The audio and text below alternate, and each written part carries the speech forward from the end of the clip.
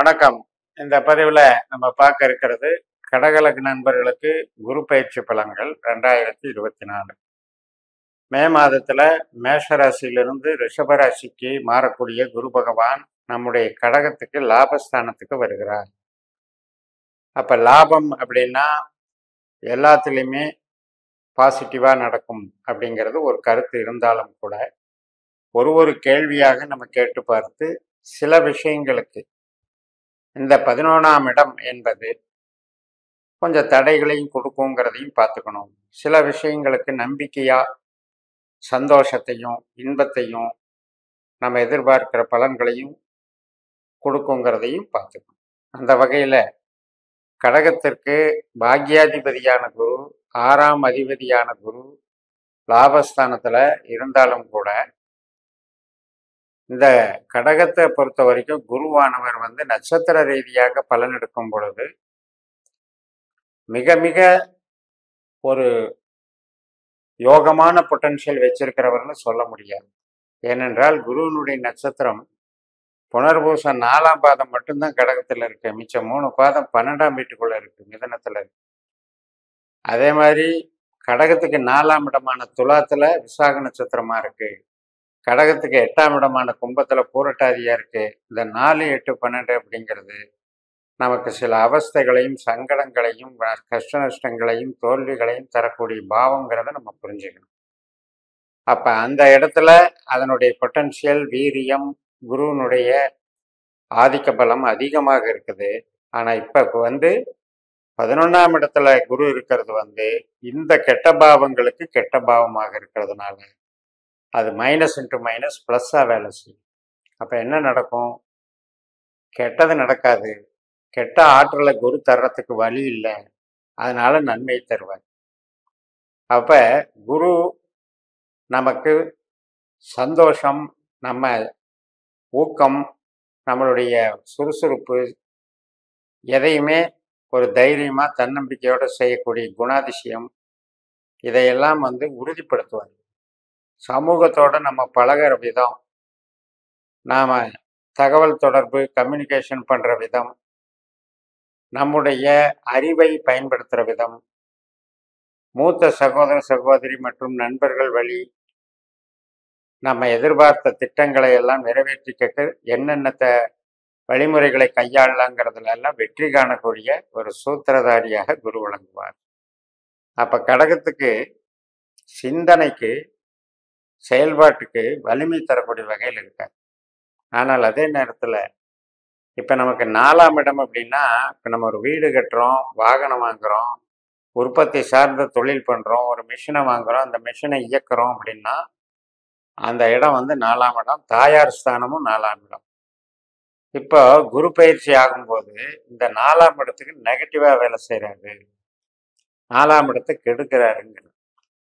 அப்ப கெடுக்கிறாருங்கும் போது நம்ம 4ஆம் இடம் சார்ந்த கேள்விகளுக்கு இந்த காலகட்டத்துல ஆர்வத்தை குறைச்சிக்கணும், அதுல இன்வால்மெண்ட்டை குறைச்சிக்கணும். அதனால வீடு கட்டுறது, அந்த இடம் பூமி வாங்கும் போது அது வில்லங்க சொத்து அமையக்கூடும், அல்லது வாங்கின பிறகு அது ஒரு சுமையா இருக்கும். இது தவறி வாங்கிட்டோமே, நமக்கு எதிர்பார்த்த மனநிறைவு தரலையேன்ற ஒரு அதிருப்தி, இதெல்லாம் 4ஆம் இடத்துக்கு குரு பண்ணக்கூடிய பாதகம். குழந்தைகள், நம்முடைய கலை திறமைகள், சந்தோஷம், மகிழ்ச்சி, விருப்பப்படக்கூடிய நபர், பாசம், நேசம், இதுக்கெல்லாம் சந்தோஷத்தை கொடுக்குறாரு. ஏன்னா பூர்வ புண்ணியம் அப்படிங்கிறது 5ஆம் இடத்தை இந்த குரு பார்வை செய்கிறார். 5ஆம் இடத்துக்கு சாதகமான இடத்துல அமைகிறார். இது நல்ல ஒரு சந்தோஷத்தையும் குடும்ப சுப நிகழ்ச்சிகளுக்கான நிகழ்வுகளுக்கெல்லாம் நமக்கு முயற்சிகளுக்கெல்லாம் நன்மை செய்யக்கூடிய விதத்திலையும் அமைகிறார். அப்ப இதை நாம பாசிட்டிவா எடுத்துக்கலாம். சுப காரியங்கள் நடக்கும், சந்தோஷ நிலைக்கும். அதே போல கம்யூனிகேஷன் லைன்ல இருக்கவங்க, கலை படைப்புகளை செய்கிறவங்க, செய்தி விளம்பரத்துறையில் இருக்கவங்க, கமிஷன் துறை கன்சல்டிங் துறையில் இருக்கவங்க, நீதித்துறை சட்டத்துறை பேங்கிங் துறையில் இருக்கவங்க, இது எல்லாத்துக்குமே அந்த மூளை உழைப்பு சார்ந்த ஸ்மார்ட் ஒர்க் பண்றவங்களுக்கெல்லாம் ஒரு நல்ல பூஸ்டப்பை கொடுக்குது, நல்ல வளர்ச்சியை கொடுக்குது. அதனால உறவுகளுக்கும் கொண்டாட்டம், மூளை உழைப்புக்கும் நல்ல பலனை தருது. சர்வீஸ் வேலை பார்க்கறதுல பிரச்சனை இல்லாமல் போயிட்டு இருக்கும். கணவன் மனை உறவு மகிழ்ச்சிகரமாக போய்கிட்டு இருக்கும்.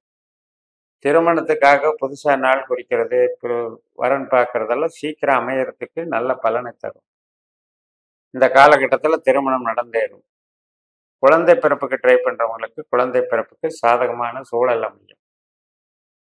அது மாதிரி பூர்வீக சம்பந்தப்பட்டது, ஆராய்ச்சி கல்வி படிக்கிறது, அப்பா வர்க்கம், குலதெய்வ கோயில், இந்த காரியங்கள் விசேஷங்களுக்கெல்லாம் சாதகமாக அமையும். ஒரு சில பேருக்கு 2ஆம் திருமணம் கூட சுபமாக அமையும். முதல் திருமணம் முறிவானவர்களுக்கு 2ஆம் திருமணம் அமைகிறதும் சுபமாக அமையும். 2வது குழந்தைக்கு அப்புறம் 3வது குழந்தை பிறக்கிறதுக்கு கூட சாதகமாக அமையும். பொதுவாக குழந்தை பிறப்புக்கு சாதகமாக இருக்கும். நம்ம சொந்த தொழில் பண்ணுறோம், உற்பத்தி சார்ந்த தொழில் பண்ணுறோம் அப்படின்னா அதில் மட்டும் கொஞ்சம் மைனஸ் இருக்கும். அதாவது ஸ்டாக் அதிகம் வைக்கக்கூடாது. ஆனால் அதே நேரத்தில் தொழிலை கெடுக்காது. இப்போ நீங்கள் ஒரு தொழிலில் ஒரு வேலையில் இருக்கீங்க, அந்த வேலை ஒரு பதவியாக இருக்குது, ஒரு நிர்வாகத்தில் தலைமை பொறுப்பில் இருந்து கவனிக்கிறீங்கன்னா அதுக்கு எந்த விதமான குறைகள் ஏற்படாது. ஆனால் இந்த மாதிரி வீடு வாங்குறது, மிஷின் வாங்குறது, பர்ச்சேஸ் பண்ணுறது, இந்த விஷயத்தில் மட்டும் அது நெகட்டிவாக செயல்படும். அதே மாதிரி இப்போ மூலதனம் போட்டு விரிவாக்கம் பண்ணலாம், தொழில் பண்ணலாம், புதுசாக தொழில் தொடங்கலாம் அப்படின்ற விஷயத்துக்கு வாய்ப்புகளை கொடுக்காது. ஏன்னா ஏற்கனவே இங்கே நம்மளுடைய சொந்த திறமையினால நம்ம ஜெயிச்சுக்கிட்டு இது பண்ணிட்டு இருக்கோம். புது வாய்ப்புகள் அப்படிங்கிறது பெருசாக தேவையில்லாத சூழலாக போகும். அதே மாதிரி பண செலவுங்கிறது, இன்வெஸ்ட்மெண்ட்டுங்கிறது பண்ண வேண்டிய அவசியம் இல்லாமையும் போயிடும். அதே மாதிரி வெளிநாடு சார்ந்த வேலைகள், வெளிநாடு பிரயாணங்களுக்கு பெருசாக சப்போர்ட் பண்ணாது. இப்போ ஒரு சுற்றுலா போயிட்டு வர்றீங்கன்னா அது ஓகே, விசிட்டிங் ஓகே, விசா சம்மந்தப்பட்ட நடவடிக்கைகளுக்கு ஓகே. ஆனால் ஒரு நிரந்தரமாக போய் குடியுரிமை வாங்கி அங்கே தங்கி வேலை செய்யலாங்கிறதுக்கு இது சப்போர்ட் பண்ணாது. அது மாதிரியான அப்ளிகேஷன் போடுறவங்களுக்கு இப்போ கொஞ்சம் டைம் நெகட்டிவாக வேலை செய்யும். அப்போ இவ்வளவு விஷயத்த நம்ம ஒவ்வொரு கேள்வியாக பார்த்து அந்த பாவங்களுடைய தொடர்பை வைத்து தான் நம்ம கணக்கெடுக்க முடியும். அந்த வகையில் இப்போ கடகத்துக்கு லாபஸ்தானத்தில் இருந்தாலும் அங்கே 3 நட்சத்திரம் இருக்கு. சூரியனுடைய கார்த்திகை நட்சத்திரத்தில் போகும்போது பண வரவு நிலையாக இருக்கும், நம்முடைய பேச்சுக்கு மதிப்பு இருக்கும், குடும்ப நலம் சீர்படும், மன மகிழ்ச்சி உண்டாகும். அதே சந்திரனுடைய நட்சத்திரத்தில் போகும்போது சுயபலம் அதிகரிக்கும், அறிவு பிரகாசம் விலாசமாக இருக்கும், அதிகமான திறமைகள் நம்மகிட்ட வெளிப்படும், அதற்கு அங்கீகாரமும் கிடைக்கும். அதே செவ்வாயினுடைய மிருகசீரிஷ நட்சத்திரத்தில் குரு போகும்போது நம்முடைய குழந்தைகள் நலம், நமக்கு ப்ரொமோஷன், இதுக்கான ஒரு டெவலப்மெண்ட்டு இன்னைக்கு நல்லா இருக்கும். அப்போ ஒரு 12 மாதம் ஒரு குரு ட்ராவல் பண்ணுறாருன்னா எந்த நட்சத்திரத்தின் வழியாக போகிறாருங்கிறது நம்ம பார்க்கணும். இதே மாதிரி தான் நம்ம ஜனன ஜாதகத்திலையும் குரு என்பவர் நமக்கு யாரு, நாம் பிறந்த ஜனன ஜாதகத்திற்கு குரு என்பவர் எந்த பாவத்திற்கு அதிகாரியாக வருகிறார் என்பதை நம்ம பாஸ்கர் ஆஸ்ட்ராலஜியில் நம்ம உபநட்சத்திர கால்குலேஷனை எடுக்கணும். அப்படியும் தொடர்பு படுத்தி இந்த நட்சத்திரங்களையும் தொடர்பு படுத்தி இந்த பாவ ரீதியாக இந்த கேள்விகளுக்கும் நாம் விடை எடுப்பது தான் இது இந்த நட்சத்திர சூத்திர முறை ஜோதிடம் என்று கூறி நிறைவு செய்கிறேன். இந்த சேனலை சப்ஸ்கிரைப் பண்ணி ஷேர் பண்ணுங்கள். உங்கள் தனிப்பட்ட ஜாதக பலாபலன்களை என்னுடைய வாட்ஸ்அப் நம்பரில் தொடர்பு கொண்டு பலன் பெறுங்கள். உங்களிடமிருந்து விடைபெறுகிறேன். உங்கள் JMS. நன்றி, வணக்கம்.